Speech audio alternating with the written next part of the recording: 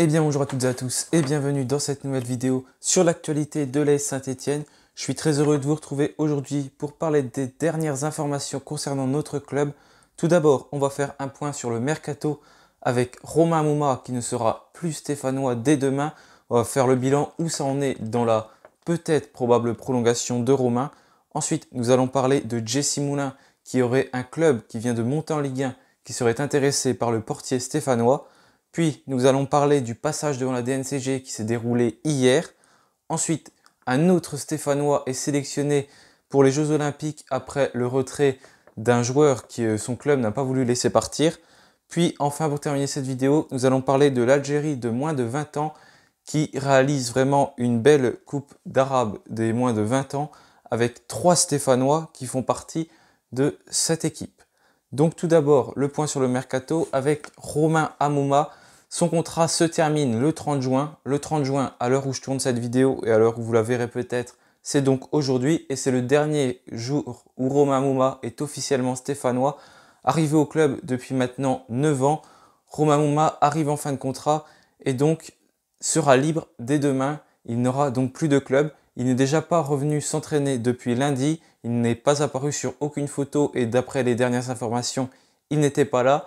Une réunion aurait été proposée le 28 juin à Romain pour parler de cette prolongation, mais il ne s'y serait pas rendu selon les dernières infos. Et voilà, donc Romain a eu également une proposition orale, mais ensuite il n'a pas eu d'autres propositions écrites. Cette proposition orale consistait à repartir sur les mêmes bases que cette année, mais en le prolongeant d'un an supplémentaire, ce qui ne l'intéressait pas forcément non plus, parce qu'il serait retrouvé dans le même problème l'année prochaine. Mais Romain a une possibilité de reconversion au club, ça fait partie des clauses de son contrat, mais à l'heure qu'il est, il ne voudrait pas raccrocher les crampons. Et on peut penser que maintenant que Christophe Galtier est arrivé à Nice, il y a maintenant 2 jours, cela pourrait précipiter le départ de Romain dans ce club. Nice qui était intéressé déjà depuis un moment pour faire un peu comme du côté de Saint-Étienne. Nice a beaucoup de jeunes, donc il voudrait Romain pour encadrer les jeunes.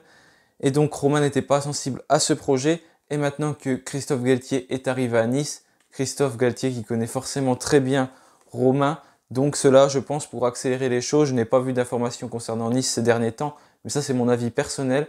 Je pense que l'arrivée de Christophe Galtier pourrait précipiter les choses et le fait que Romain aurait refusé cette dernière réunion ne serait peut-être pas anormal non plus puisque le projet niçois l'intéresse.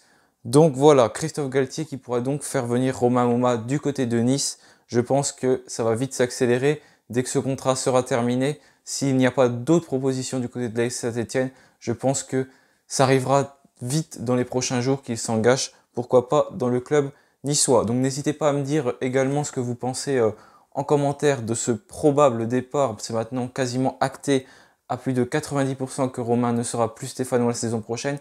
N'hésitez pas à me dire ce que vous en pensez, est-ce que vous l'auriez gardé ou est-ce que vous le laisseriez partir.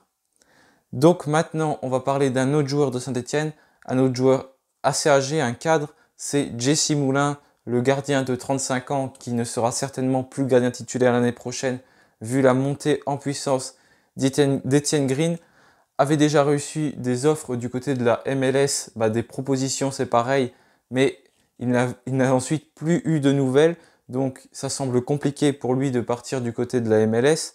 Jesse Moulin qui a fait quand même la plupart de sa carrière du côté de Saint-Étienne, il a été formé au club, il a tout connu.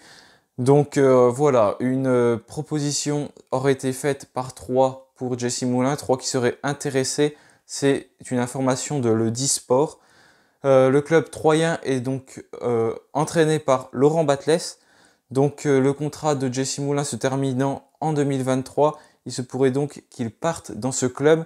Sa cote est évaluée à 600 000 € par Transfermarkt.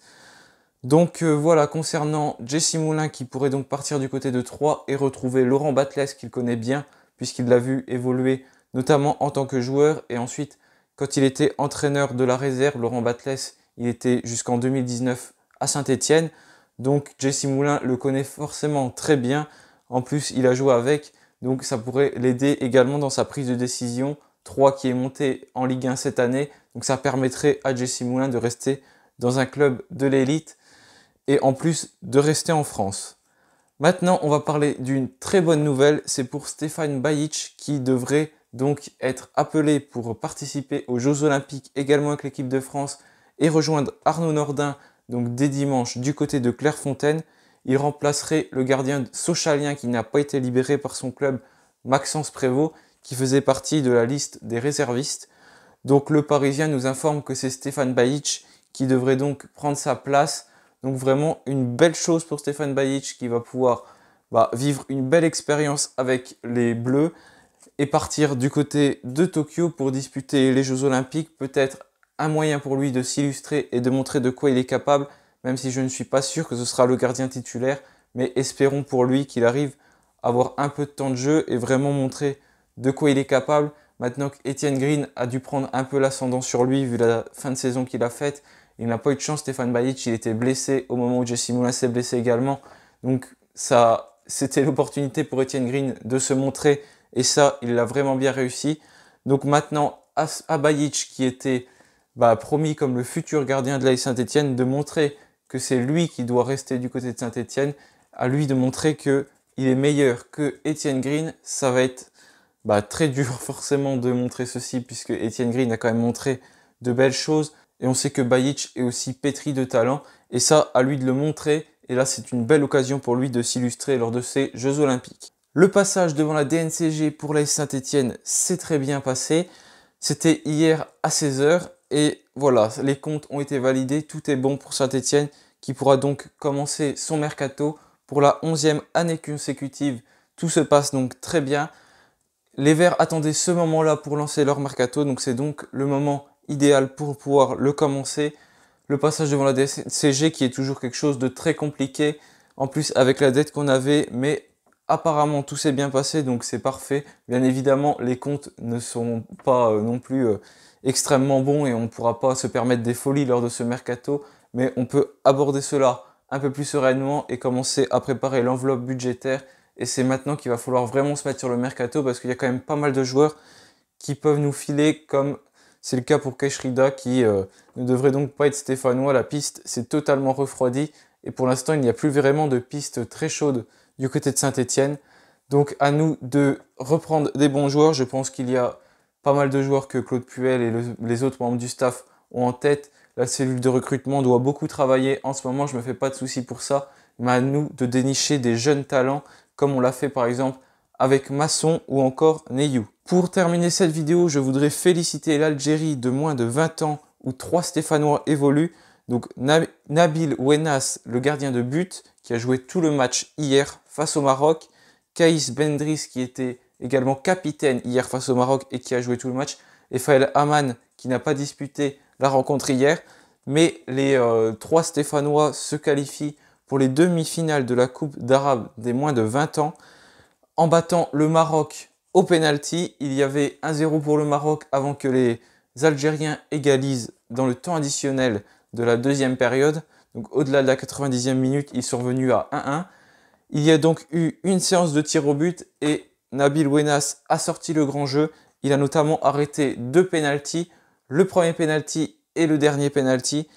Et les Algériens s'imposent donc 4-3 au tir au but. Donc vraiment, ça montre encore qu'on a un très bon gardien du côté de Saint-Etienne. Mais ça, on le savait, Nabil Ouenas qui a déjà effectué plusieurs apparitions lors des entraînements avec le groupe professionnel. Donc on sait très bien qu'à Saint-Etienne, c'est un club où on forme vraiment des bons gardiens.